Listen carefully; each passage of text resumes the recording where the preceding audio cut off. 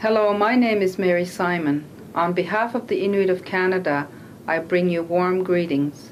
I was born and raised in Canada's Arctic, and I still call the Arctic my home. The Arctic is also the home of my people, the Inuit of Canada, who have lived here for thousands of years. As an Inuk, I take pride in my culture, heritage, language, and identity, which I am glad to share with you today. As president of Inuit Tapiriit Kanatami, Canada's national Inuit organization, I am here to talk about our concerns regarding Europe's latest proposal to ban seal products into the European Union. Inuit are still a land and marine hunting and fishing culture. This is a part of our everyday lives, despite what many may see as a changing modern world and with all the new technology. Our food, cultural, livelihood, and economic needs are still tied to what we harvest from the land and sea. It's all interconnected. In July 2008, the European Commission announced its proposal to ban the import, trade, and shipment of seal products into and through the European Union.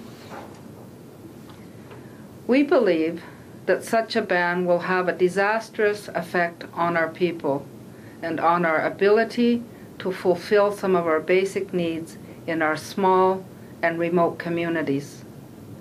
Climate change and the rise in global food and fuel prices are already making it more difficult to make ends meet, threatening the security of our communities.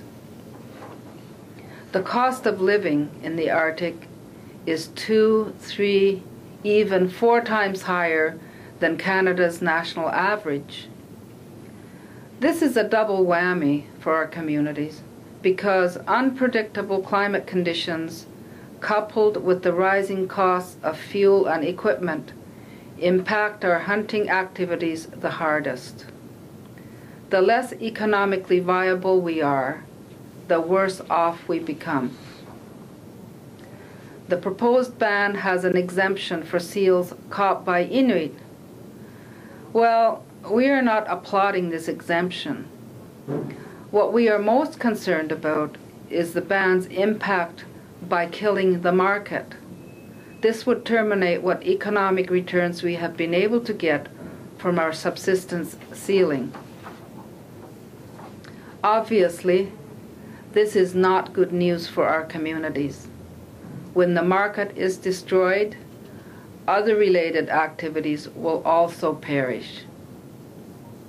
In this case, the so-called Inuit exemption will become meaningless because the market will be destroyed. As the leader representing Inuit in Canada, my message to Europeans and to people around the world is that Inuit have experienced a European seal ban and an Inuit exemption before in the 1980s.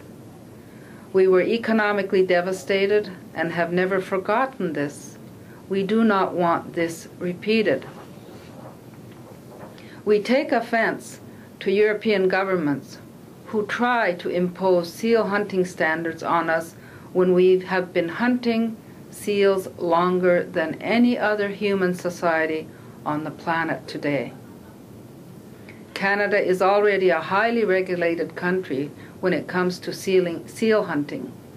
It is also the most targeted country when it comes to the anti-sealing and animal rights lobby who have been pushing for the European ban.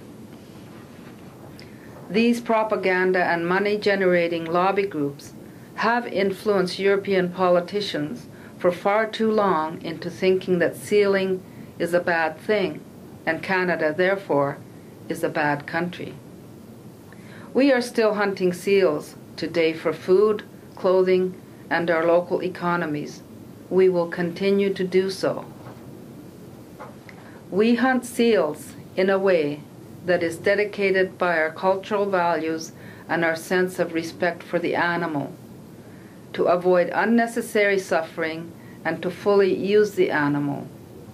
We continue to use the seal for our culture, art, and expressions, for our clothing designs, and for the tools that we still use in our daily lives. We have an inspirational and spiritual connection with the seal that is unique. We take advantage of economic opportunities where and whenever they arise, including usage of surplus seal pelts and products. Through the seal, we make environmentally friendly products that are sustainable for the species, for our culture, for our nutrition, and for our economies. At the end of the day, we believe this proposed ban is completely unnecessary. It will do more harm than good. We hope that you can support our opposition to the European ban in different ways, be it through the media and letters to the European Commission and the Environment Commissioner, Mr. Stavros Dimas, in Brussels, Belgium. I also ask you to carefully think about the information you are receiving or reading from various activist groups. Who do you think is making the most money from the sealing issue? It isn't the Inuit. It's actually the anti-sealing and animal rights lobby who make millions of dollars in donations based on misinformation and emotionally driven propaganda, photos, and pamphlets. Inuit are not asking you for money on this issue. Rather, we ask you to think through this issue, a more difficult but ultimately more enriching path for all of us. And in the end, draw your own conclusions. Thank you.